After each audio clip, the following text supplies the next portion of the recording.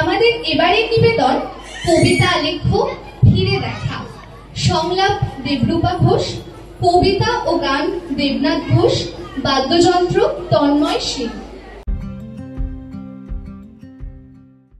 শ্রেয়া এক বাঙালি মেয়ে, কর্মসূত্রে রয়েছে কলকাতার বাইরে তথা রাজ্যের বাইরের এক শহরে, যেখানে পুজোর কোনো তোড়জোড় নেই সেভাবে। অফিসে কাজের চাপে সে পুজোর কথা একেবারে ভুলে গেছে। তার বাবা ফোন করে ছুটির কথা জানতে চাইলে সে একদম আকাশ থেকে পড়ে। তার বাবার কথা শুনে সে যেন ছোটবেলার দিনে হারিয়ে যাচ্ছিল।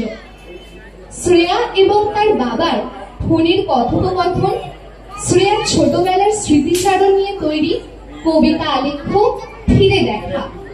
শ্রেয়া এবং গল্পকারের ভূমিকায় আমি দেবরূপা ঘোষ, শ্রেয়ার বাবার ভূমিকায় দেবনাথ ঘোষ এবং শ্রেয়ার ছোটবেলার কণ্ঠে দেবলীনা ঘোষ, বাদ্যযন্ত্র তন্ময় সিং।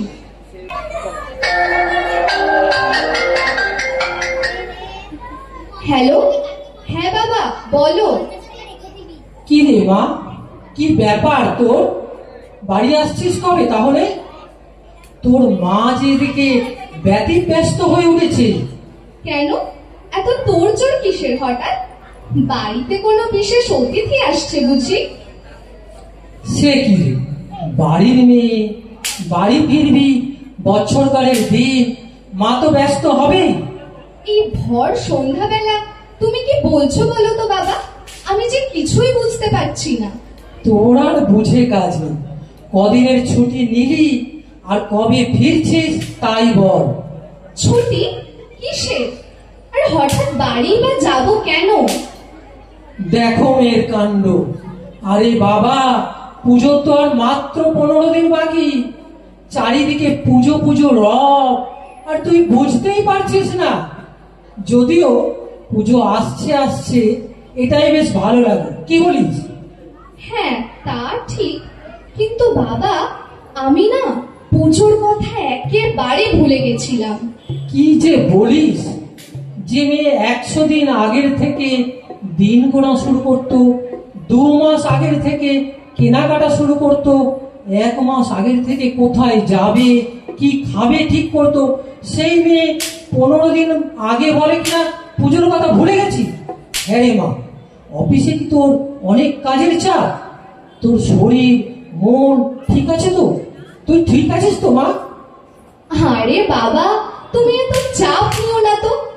অফিসে কাজের একটু চাপ আছে ঠিকই, আসলে এখানে তো কলকাতার মতো পুজোর তোড়জোড় নেই।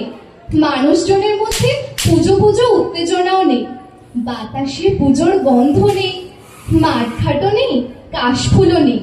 তাই মনেই হয়নি কখন পুজো এসে দরজায় কড়া নাড়ছে। তুই এত বড় হয়ে গেলে কি করে রে মা? তোকে আজ নিজের মেয়ে হিসাবে ভাবতে খুবই গর্ব হচ্ছে। বাইরে একা থাকতে থাকতে তুই তো অনেক ম্যাচিওর হয়ে গেছিস রে মা।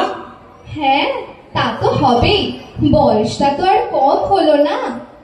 তাহলে ছুটির অ্যাপ্লাই কবে করছিস, আর কদিনের ছুটি নিবি? বাবা তুমি তো জানোই এখানে মাত্র 1 দিন ছুটি থাকে পুজোতে, আর অফিসে যা কাজের চাপ, ছুটি পাবার কোনো আশা নেই। তোমরা কিন্তু মন খারাপ করো না, আমি বললে মা আবার কান্নাকাটি করবে। তুমি বড় বুঝিয়ে বলো মাকে। আচ্ছা বাবা আমি রাখছি, পরে কথা হবে, রাতে রান্না করতে হবে। আচ্ছা, নিজের প্রতি খেয়াল রাখিস, খুব বেশি দৌড়ঝাঁপ করিস না। আর হ্যাঁ, আমরা একদম ভালোই আছি, আমাদের কথা চিন্তা করিস না, তুই ভালোভাবে থাকিস। রাখলাম। এরপর শ্রেয়া রান্না করতে চলে গেল। রান্না করতে করতে ছোটবেলার কথা ভাবতে ভাবতে ও ফিরে যাচ্ছিল ছোটবেলার সেই রঙিন দিনগুলোতে। ওর তখন ক্লাস 3। ওর স্পষ্ট মনে আছে, সকালে জানলার ধারে পড়ছিল শরৎকালের রচনা। ঋতুচক্রের তৃতীয় ঋতু হলো শরৎ। ভাদ্র ও আশ্বিন এই 2 মাস নিয়ে শরৎকাল। বর্ষার আকাশের কালো মেঘের ঘন ঘটা সরে গিয়ে শরতের আকাশে ভেসে বেড়ায় পেঁচা তুলোর মতো মেঘ। মাঠ ঘাট ভরে যায় কাশফুলের সৌন্দর্যে। খালে বিলে ফুটে ওঠে পদ্ম। শিউলির মন মাতানো গন্ধে ভোরের বাতাস সুগন্ধিত হয়। এই শরৎকালেই অনুষ্ঠিত হয় বাঙালির শ্রেষ্ঠ উৎসব দুর্গাপুজো, যার অপর নাম শারদ উৎসব। শরৎকাল যেন উৎসবের ভরা। শরতের প্রকৃতিও যেন মেতে ওঠে উৎসবের আনন্দে।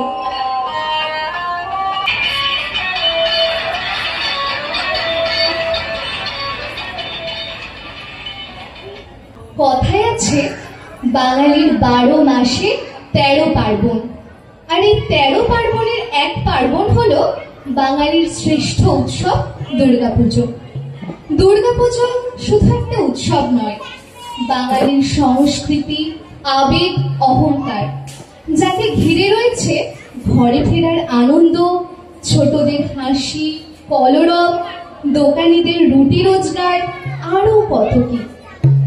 দুর্গাপুজোর এই 5 দিনের জন্য প্রস্তুতি শুরু হয় 5 মাস আগের থেকে। ষষ্ঠী থেকে দশমী পশ্চিমবঙ্গের কারোর চোখে কোনো ঘুম নেই। সারা দিন সারা রাত ধরে চলছে প্যান্ডেলে ঘোরা, হইচই, আড্ডা, খাওয়া দাওয়া, নাচ গান, আরো কত কি। রথের দিন খুঁটি পুজোর থেকে প্রায় শুরু হয়ে যায় পুজোর দিন গোনা। তারপর পিতৃপক্ষের অবসান ঘটে দেবী পক্ষের সূচনা হয়। মহালয়ার দিন সকালে বীরেন্দ্রকৃষ্ণ ভদ্রের কণ্ঠে আশ্বিনীর শারদ প্রাতে বেজে উঠেছে আলোক মঞ্জির। শুনে শুরু হয়ে যায় পুজোর সাজো সাজো রব। দেবী দুর্গা ছেলে মেয়েদের নিয়ে মর্তে অর্থাৎ বাপের বাড়ি বেড়াতে আসেন। এই সময় বাইরে থাকা সব বাঙালিরা ঘরে ফেরে, কারণ পুজোর আনন্দ অন্য সকল আনন্দ, আবেগ, অজুহাতের কাছে হার মানে। মনের আনন্দে বলতে ইচ্ছে করে, পুজো মানে মনে আনন্দ একরাশ। পুজোর বুকে জাগে নতুন আস। পুজো মানে ভিড় রাস্তায় চলতে হবে ধীর। পুজো মানে কেনাকাটায় জমবে হাটে ভিড়। পুজো মানে নতুন জামা, নতুন কাপড়, জুতো। পুজো মানে ঠাকুর দেখতে খেতেই হবে গুঁতো। পুজো মানে মাঠে ঘাটে কাশের ফুলের মেলা। পুজো মানে শিউলি ফুলে গাঁথা হবে মালা। পুজো মানে নতুন গানে উঠবে নেচে মন। পুজো মানে শারদ সংখ্যা পড়বো সারাক্ষণ। পুজো মানে ঢাকের শব্দ, ধ্যান কুরকুর ঢাক।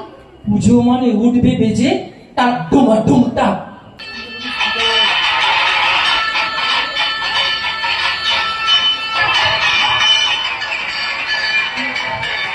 এসব ভাবতে ভাবতে শ্রেয়া যেন কোথায় হারিয়ে গেছিল। হঠাৎ ফোনটা বেজে ওঠাতে ও সঙ্গীত ফিরে পেল।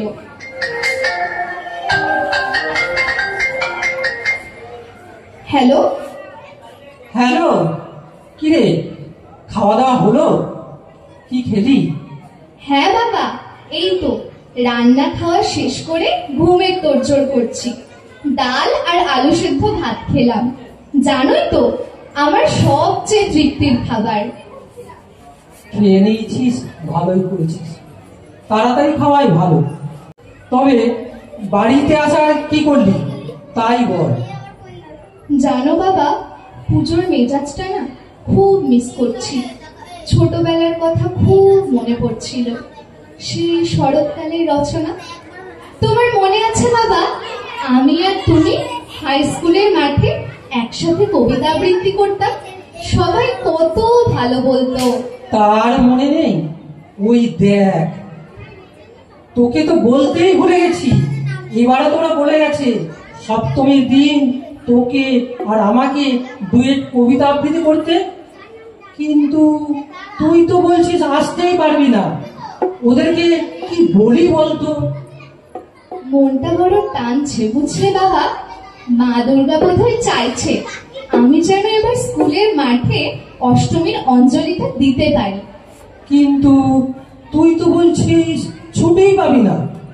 বাবা, মাকে বলেই দাও তোড়জোড়টা বরং চালিয়ে যেতে, আমি আসছি। সত্যি?